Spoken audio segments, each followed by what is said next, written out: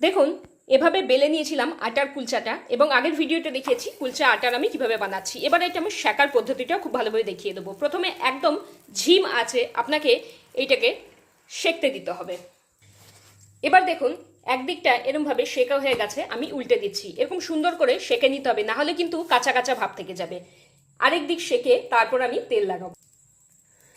দেখুন আরেক দিক সেঁকছে, আমি এর মধ্যেই অল্প অল্প করে তেল লাগাবো। এইটা আপনি যদি চান সেঁকেও নিতে পারেন, আমি সেইটাও আপনাদের দেখাবো। এইটা আমি তেল লাগানো কুলচা দেখাচ্ছি, এর পরেরটা আমি শুধু সেঁকে অর্থাৎ তন্দুর কুলচা দেখাবো।